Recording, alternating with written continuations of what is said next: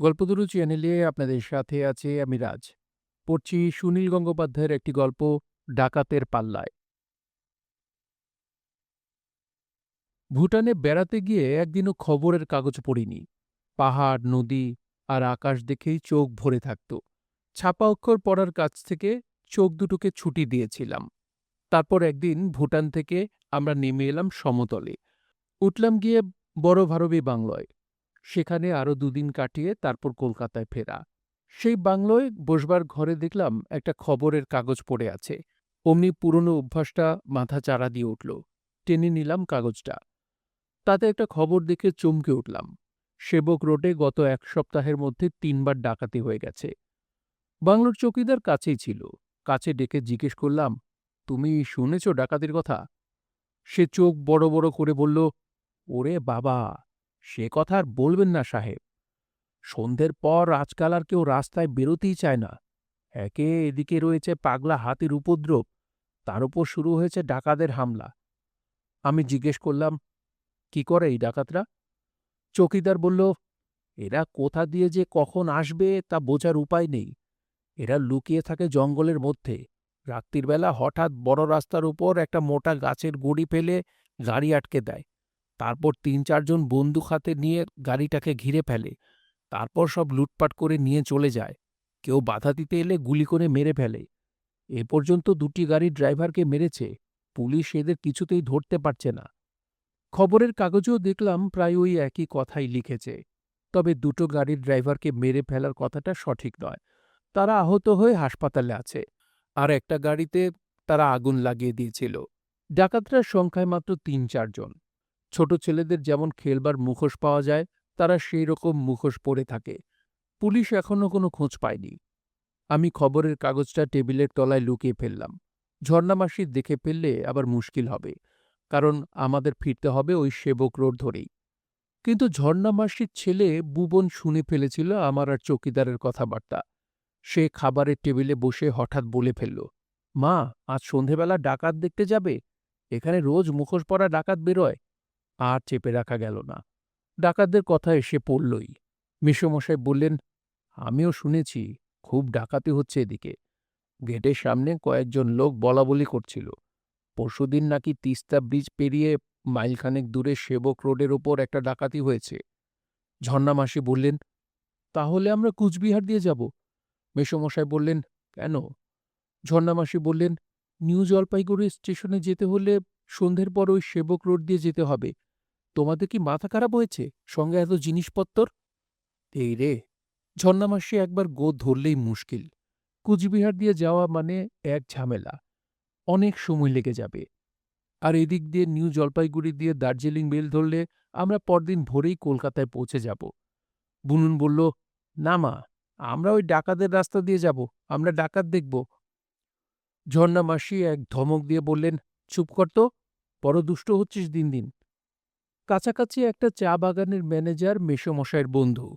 পরদিন দুপুরে আমরা নেমন্তণ খেতে গেলুম তার বাংলোয়। কথায় কথায় ডাকাতের প্রসঙ্গ উঠল। ম্যানেজারের নাম অজয়বাবু। তিনি বললেন, আপনারাও ডাকাতের কথা শুনে ভয় পেয়েছেন নাকি? ঝর্ণামাসি বললেন, ভয় পাব না? ডাকাতদের কে না ভয় পায়? বুবুন বলল, আমি ভয় পাই না। অজয়বাবু বুবুনের পিঠ চাপড়ে দিয়ে বললেন, এই তো চাই। তারপর তিনি ঝর্ণামাসির দিকে ফিরে বললেন, বাঘ, হাতি আর ডাকাতদের নিয়ে আমাদের থাকতে হয়। আমাদের কি আর ওসবে ভয় পেলে চলে?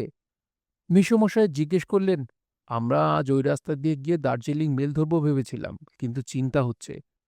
অজয়বাবু বললেন, চিন্তার কি আছে? আমার জিপ গাড়িটা দিয়ে দিচ্ছি, আপনাদের পৌঁছে দিয়ে আসবে। যদি ডাকাতরা আসেও, জিপ গাড়ি দেখলেই ভাববে পুলিশের গাড়ি, অমনি পালাবে। যদি চান তো আমার বন্দুকটাও দিয়ে দিতে পারি সঙ্গে। বুবুন বলল, হ্যাঁ, বন্দুকটা চাই। ডাকাত এলে গুড়ুম গুড়ুম করে গুলি করে দেব।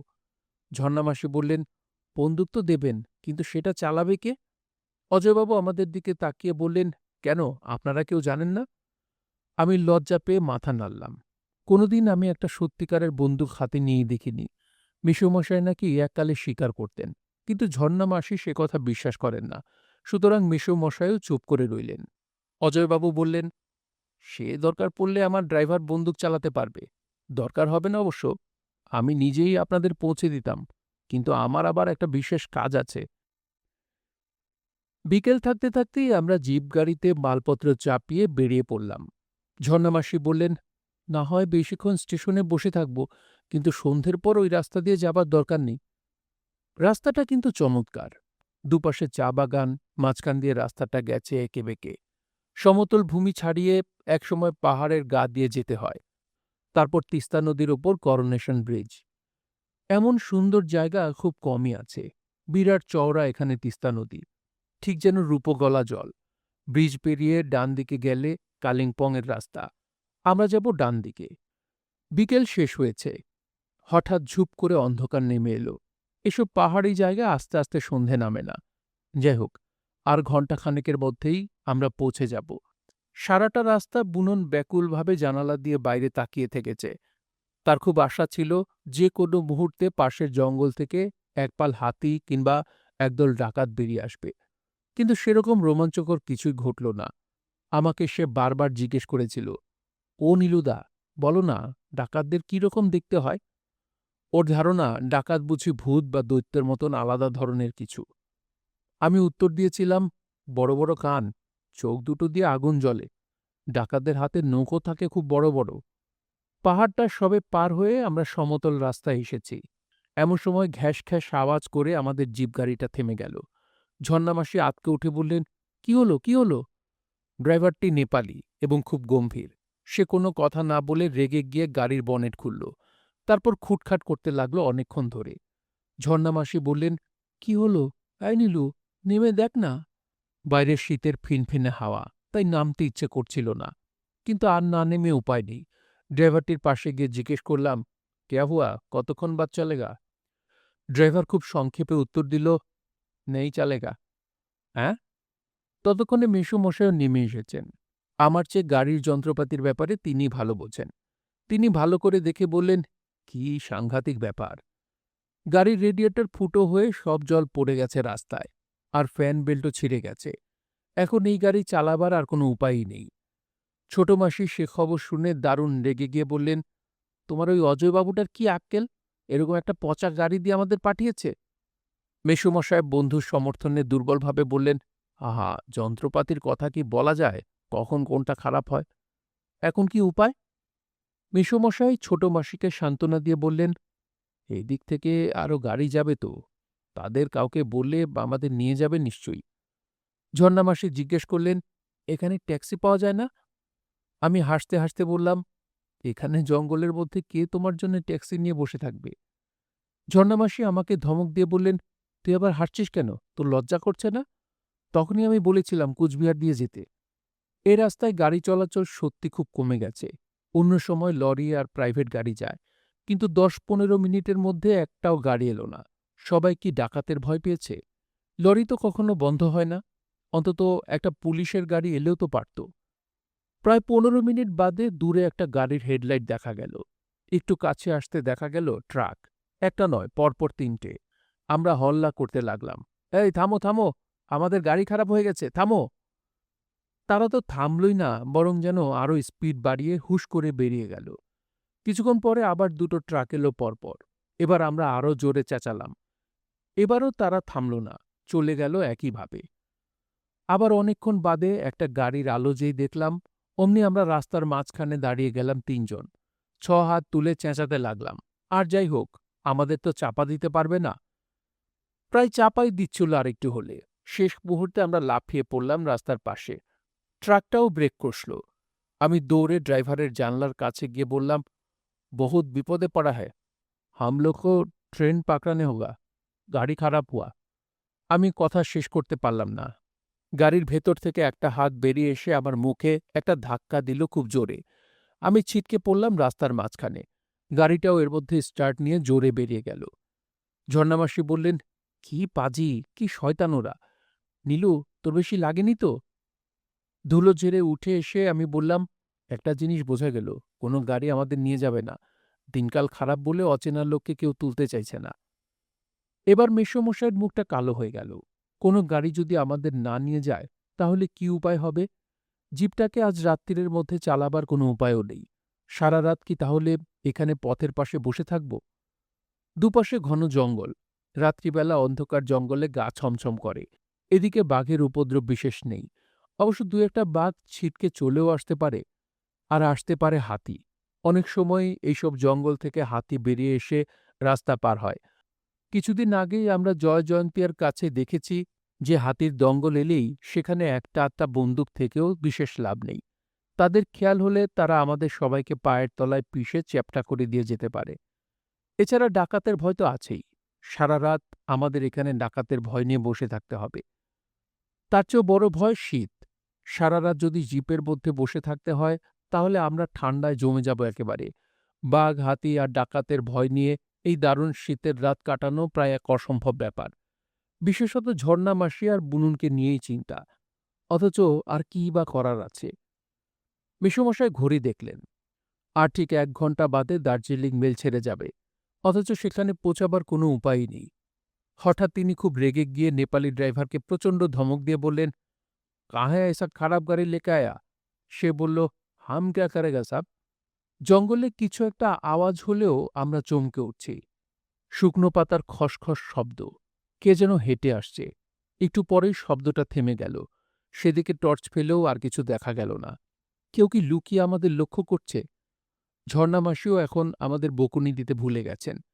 বুবন আমার হাতটা শক্ত করে চেপে ধরে আছে। মেসোমশাই ঘন ঘন সিগারেট ধরাচ্ছেন। হঠাৎ একটা দমকা হাওয়ায় উল্টো দিকের জঙ্গলের মধ্যে একটা গাছের ডাল মড়মড় করে ভেঙে পড়ল।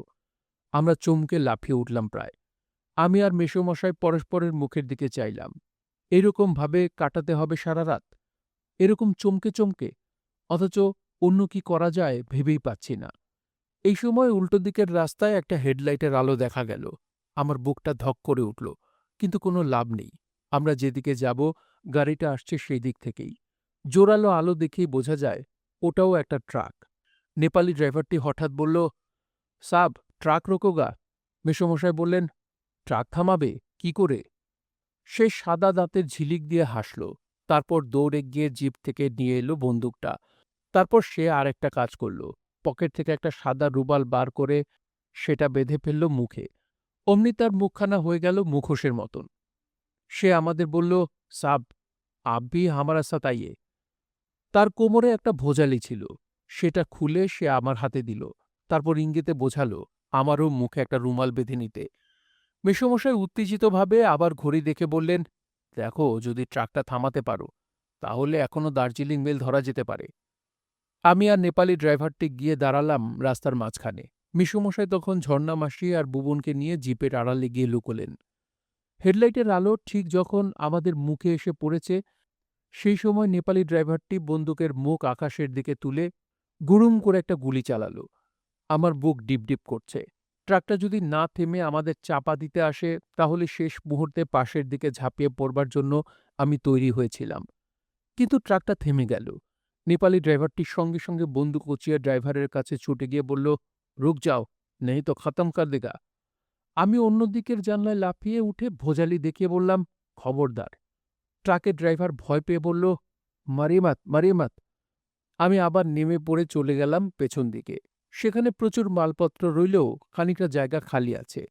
জিপ থেকে আমাদের মালপত্রগুলো এনে ছুঁড়ে দিলাম সেখানে। তারপর ঝর্ণা মাসি আর বুবনকে টেনে হিঁচড়ে তুলে দিলাম ওপরে। মেসোমশাইও গিয়ে বসলেন ওদের পাশে।